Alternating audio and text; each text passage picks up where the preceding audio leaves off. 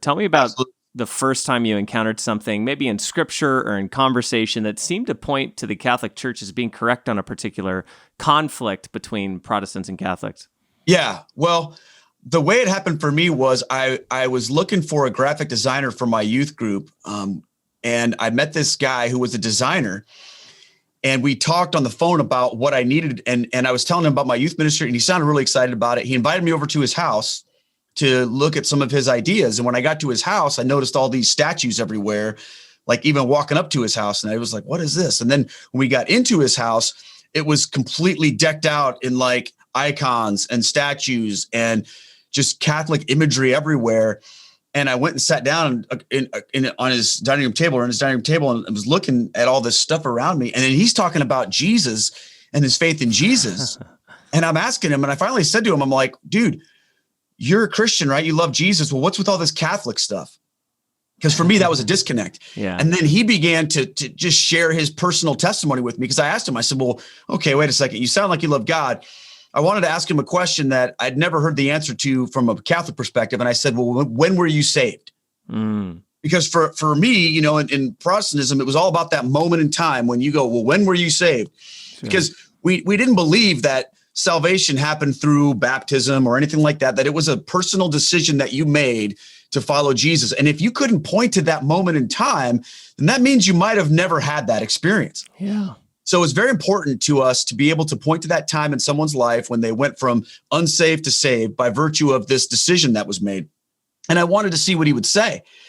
And he didn't back down from that. He shared his testimony with me and shared about how the Catholic faith was, you know, was his experience of coming into salvation, which then led to these conversations. So specifically, we started talking about scripture and salvation and the Eucharist, all these things he brought up to me in this meeting. And he pointed to Matthew 16, where Jesus gives the keys of the kingdom to Peter and changes his name, you know, from Simon to Peter. And we talked about that. And I'd never really thought about that before. I'd never really understood that before.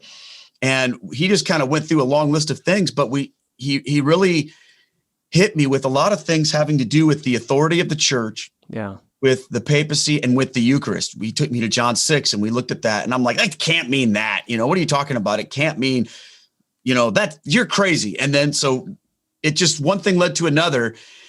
And I think that what really happened was that night when I got ready to leave, he gave me a copy of Scott Hahn's conversion story. And I'd never heard of anybody converting to be Catholic. Never. Yeah. And so when I went home and watched that just blew my mind.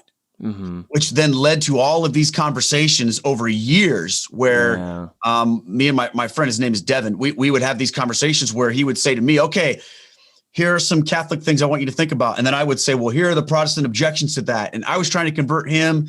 He was trying to convert me. And through that experience, I began to step into that on that journey towards learning about church history, which was funny because I was in church history in seminary at that time. And it really rocked my world, Josh. It was very crazy. Hey everyone, thank you so much for checking out this clip from the Practical Theism podcast. If you enjoyed this clip and you want to check out the full episode, you can do so by finding it on our YouTube channel.